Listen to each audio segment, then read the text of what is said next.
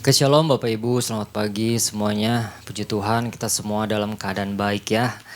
Oke, pesan Tuhan minggu ini yaitu memahami maksud hati Tuhan di balik kondisi yang dialami. Nah, Bapak Ibu, lagu tadi benar. Bahwa Tuhan tidak pernah gagal atas hidup setiap kita. Rancangan Tuhan tidak pernah gagal. Rancangan Tuhan tidak pernah gagal. Cuma yang menjadi gagal itu apa? Respon kita. Kita gagal memahami isi hati Tuhan. Kita gagal mengerti isi hati Tuhan. Apa yang mau Tuhan buat dalam kehidupan kita. Nah makanya gini, kita seringkali anak-anak Tuhan, orang-orang percaya gagal paham. Tuhan punya maksud yang baik, tetapi kita menilainya Tuhan tidak baik. Tuhan tidak adil dalam hidup saya.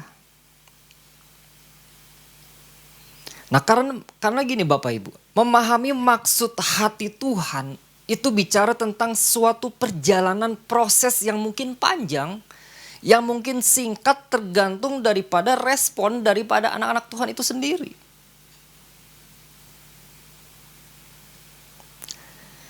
Ada yang bilang gini, wah kamu mah udah lama ikut Tuhan, pasti kamu mengenal isi hati Tuhan. Kamu sudah banyak ibadah, mengikuti ibadah dan lain sebagainya. Tetapi ternyata gini, lamanya kita mengikut Tuhan, lamanya kita mengiring Tuhan itu tidak menjamin, itu bukan suatu jaminan untuk kita mengerti maksud hati Tuhan. Kalau respon kita tidak benar, kalau respon kita tidak baik. Memahami maksud hati Tuhan di balik kondisi yang dialami. Ulangan 8 ayat yang kedua. Ingatlah kepada seluruh perjalanan yang kau lakukan atas kehendak Tuhan Allahmu. Di padang gurun selama 40 tahun ini dengan maksud merendahkan hatimu dan mencobai engkau untuk mengetahui apa yang ada dalam hatimu. Yakni apakah engkau berpegang pada perintahnya atau tidak. Memahami maksud hati Tuhan di balik kondisi yang dialami. Berarti dalam kondisi apapun, dalam keadaan apapun, dalam kejadian apapun yang dihadapi oleh anak-anak Tuhan, kita harus tahu ini. Maksud hati Tuhan. Kenapa saya alami ini? Kenapa kejadian boleh menimpa hidup saya? Kenapa proses ini boleh saya alami? Kenapa saya diberkati? Ternyata ketika kita diberkati pun kita harus tanya, apa ini maksud Tuhan memberkati hidup saya? Nah seringkali gini kan, ketika orang-orang atau anak-anak Tuhan, orang-orang percaya diberkati oleh Tuhan, dia lupa tanya sama Tuhan. Dia menikmati berkat-berkatnya dengan mungkin dengan ucapan syukur, tetapi dia lupa ternyata berkat yang dia terima mungkin Tuhan buat salurkan ke yang lain. Seringkali kan kita menyaksikan kesaksian dari hamba-hamba Tuhan ya. Diberkati ternyata berkat yang dia terima untuk memberkati orang lain juga. Nah kita juga harus tahu ketika kita diberkati, ketika kita mengalami suatu masalah mungkin dalam hidup kita, kita harus tahu maksud apa nih isi hati Tuhan. Seringkali kita timbul sebuah pertanyaan yang Bapak Gembala katakan kan. Kenapa harus terjadi dalam hidup saya? Sedangkan apa yang saya hadapi, saya bingung harus gimana. Tetapi saya harus memposisikan gini. Di sisi lain saya harus bertanya kepada Tuhan. Saya harus paham isi maksud hati Tuhan. Nah inti pesan Tuhan minggu ini yaitu Tuhan ingin umatnya menjadi orang-orang percaya yang tidak terburu-buru berkesimpulan salah terhadap Tuhan di tengah-tengah berbagai keadaan yang masing-masing umatnya hadapi. Nah, Hal apa yang sedang Tuhan ajarkan melalui perjalanan pengiringan yang selama ini dijalani? Satu poin Bapak Ibu. Hal apa yang sedang Tuhan ajarkan? Ternyata Tuhan sedang mengajarkan ini. Tuhan sedang mempersiapkan umatnya untuk suatu kemenangan yang sejati. Tuhan sedang persiapkan ini. Tuhan sedang mempersiapkan umatnya untuk suatu kemenangan yang sejati. Ulangan 8 ayat 7 sampai yang ke-10. Ayat yang ke-7. Sebab Tuhan Allahmu membawa engkau masuk ke dalam negeri yang baik. Suatu negeri dengan sungai, mata air dan danau yang keluar dari lembah-lembah dan gunung-gunung. Suatu negeri dengan gandum dan jelainya, dengan pohon anggur, pohon ara, dan pohon delimanya. Suatu negeri dengan pohon zaitun dan madunya. Suatu negeri di mana engkau akan makan roti dengan tidak usah berhemat, di mana engkau tidak akan kekurangan apapun. Suatu negeri yang batunya mengandung besi dan dari gunungnya akan kau gali tembaga. Dan engkau akan makan dan akan kenyang, maka engkau akan memuji Tuhan Allahmu karena negeri yang baik yang diberikannya kepadamu. Kalau kita lihat ayat yang ke-8 Bapak Ibu. Kata engkau masuk ke dalam. Kata engkau masuk ke dalam bahasa aslinya adalah mendapatkannya. Menjadi milik. Artinya Tuhan mau kita orang percaya, anak-anak Tuhan mengalami itu semua. Mengalami kebaikan Tuhan, mengalami kelimpahan. Ada satu kemenangan. Tuhan bawa kepada penggenapan janjinya. Tuhan bawa kita kepada kemenangan yang sejati. Nah, bicara tentang kemenangan sejati, Bapak Ibu, kemenangan sejati itu bukan bicara tentang kita berhasil. Bukan hanya menang. Atau gini, mengalahkan lawan. Tetapi kemenangan sejati adalah tetap berdiri dalam kehendak Tuhan. Tetap berdiri dalam kehendak Tuhan meskipun keadaan tidak selalu sesuai harapan. Itu kemenangan sejati. Kita dapat berdiri teguh, kita tetap berdiri kokoh meskipun keadaan tidak sesuai dengan apa yang kita harapkan. Tetapi sesuai dengan apa yang Tuhan harapkan.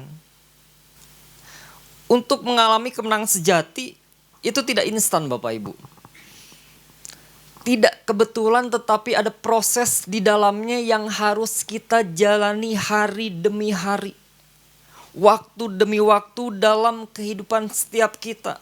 Makanya gini, untuk memahami maksud hati Tuhan di balik kondisi apapun, dan tetap berdiri dalam kehendak Tuhan meski dalam keadaan apapun juga, itu diperlukan apa? Iman yang bertumbuh. Iman yang bertumbuh dari pengenalan akan apa? Akan karakter Tuhan. Kita perlu iman yang bertumbuh. Hosea 4 ayat yang ke-6, bagian awal di sana dikatakan apa? Umatku binasa karena tidak mengenal Allah. Memahami maksud isi hati Tuhan itu bicara tentang pengenalan. Pengenalan akan Tuhan. Pengenalan akan pribadi Tuhan. Pengenalan akan karakter Tuhan. Nah, sejauh mana kita mengenal akan Tuhan, maka sejauh itu pula kita mengenal isi maksud Tuhan di balik kondisi apapun yang kita hadapi. Nah, kalau tingkat pengenalan kita tanda kutip rendah atau cetek, seringkali yang dialami apa? Selalu menyalahkan Tuhan. Selalu gagal paham dengan Tuhan. Selalu berkata Tuhan tidak adil. Tuhan kenapa terjadi dalam hidup saya? Tuhan yang dipersalahkan, keadaan yang dipersalahkan. Makanya perlu sekali kita anak-anak Tuhan, kita harus menambahkan tingkat pengenalan kita kepada Tuhan. Orang yang mengenal isi hati Tuhan,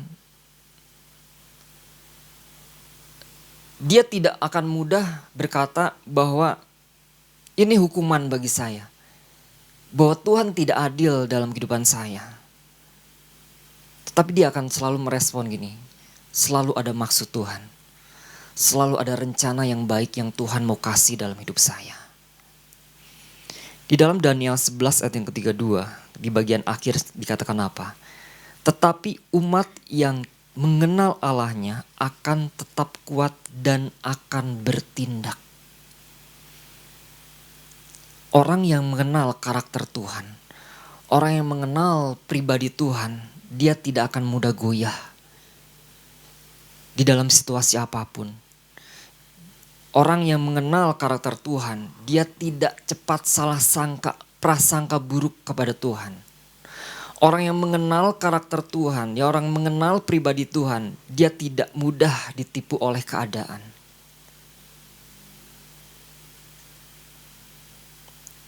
Makanya gini Bapak Ibu, kita perlu membangun koneksi dengan Tuhan. Kita perlu membangun keterhubungan tiap hari dengan Tuhan, terhubung dengan Tuhan. Karena hubungan kita dengan Tuhan, keintiman dengan Tuhan, itu akan membawa kita apa? Kepada perjumpaan pribadi dengan Tuhan. Nah, itu yang sangat penting Bapak Ibu. Ketika kita mengalami perjumpaan pribadi dengan Tuhan, pengalaman berjalan bersama dengan Tuhan, kita akan lebih mengenal siapa pribadi yang kita sembah. Siapa Allah yang kita sembah selama ini. Yeremia 29 ayat yang ke-11. Sebab aku ini mengetahui rancangan-rancangan apa yang ada padaku mengenai kamu. Demikianlah firman Tuhan, yaitu rancangan damai sejahtera dan bukan rancangan kecelakaan untuk memberikan kepadamu hari depan yang penuh harapan. Ada rancangan yang indah. Ada rencana yang luar biasa yang Tuhan sediakan dalam setiap kehidupan kita. Ini jelas sekali firman Tuhan katakan. Rancangan damai sejahtera bukan rancangan kecelakaan. Tuhan tidak pernah ciptakan rancangan kecelakaan dalam setiap umatnya. Selalu ada rancangan yang terbaik.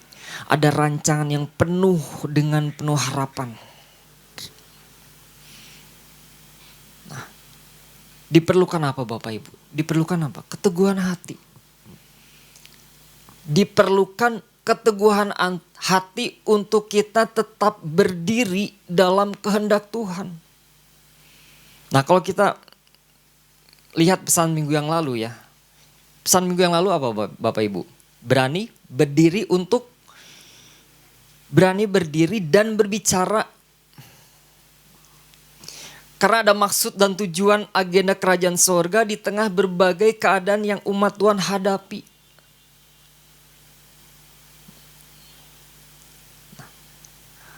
Pengenalan akan Tuhan itu melahirkan suatu kepercayaan.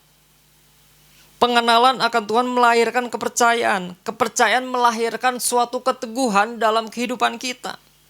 Bahwa kita percaya, saya yakin, saya percaya bahwa di dalam Tuhan ada kekuatan. Ada suatu keteguhan yang terbangun dalam kehidupannya. Kalau di dalam Habakuk 3 ayat 17-18 Bapak Ibu. Habakuk 3 ayat 17-18. Sekalipun pohon ara tidak berbunga, pohon anggur tidak berbuah, hasil pohon zaitun mengecewakan, sekalipun ladang-ladang tidak menghasilkan bahan makanan, kambing domba terhalau dari kurungan, dan tidak ada lembu sapi dalam kandang, namun aku akan bersorak-sorai di dalam Tuhan, beria-ria di dalam Allah yang menyelamatkan aku. Memahami maksud hati Tuhan di balik kondisi yang dialami. Kondisi apapun yang sedang terjadi dalam kehidupan kita. Nah, ini daerah rawan sebenarnya Bapak Ibu. Di balik kondisi yang dialami, berarti kan apapun yang kita alami kan, kejadian apapun yang terjadi dalam hidup kita, proses apapun yang terjadi dalam kehidupan kita, menurut saya gini, ini daerah rawan, zona rawan, zona peperangan. Kenapa? Karena di masa-masa ini, anak-anak Tuhan harus tetap berdiri teguh. Anak-anak Tuhan harus tetap kokoh berdiri. Artinya gini, tidak meninggalkan iman. Tidak mengubah prinsip kebenaran dalam kehidupannya. Tidak kompromi. Kenapa dikatakan zona rawan? Kenapa dikatakan daerah rawan? Kenapa dikatakan zona peperangan? Karena di balik ini catat, ada kuasa jahat, iblis yang berusaha untuk mengambil celah di sana. Artinya dia bisa memanfaatkan situasi itu. Kalau kita tidak benar-benar merespon dengan baik, kalau kita tidak berdiri dan berpegang pada kebenaran firman Tuhan, di dalam kondisi apapun, iblis selalu mencari peluang. Dia selalu mencari celah. Efesus 4 ayat ke-27 dikatakan apa? Janganlah beri kesempatan kepada iblis. 1 Petrus 5 ayat yang ke-8 di sana dikatakan sadarlah dan berjaga-jagalah. Karena di balik kondisi yang sedang dialami, iblis bisa menanamkan keraguan-raguan dalam hati kita. Iblis bisa membelokkan fokus pandangan kita. Kita salah sangka kepada Tuhan. Kita berkesimpulan salah kepada Tuhan. Iblis bisa mendorong kita kepada keputusan yang salah.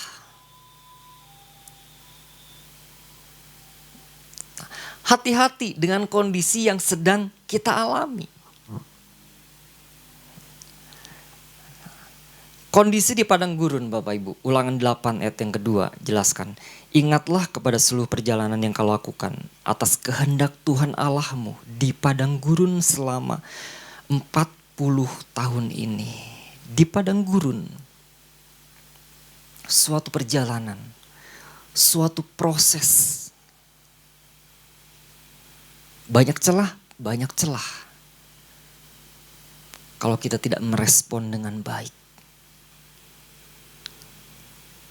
Dalam kondisi apa? Kelimpahan. Ulangan 8 ayat 14.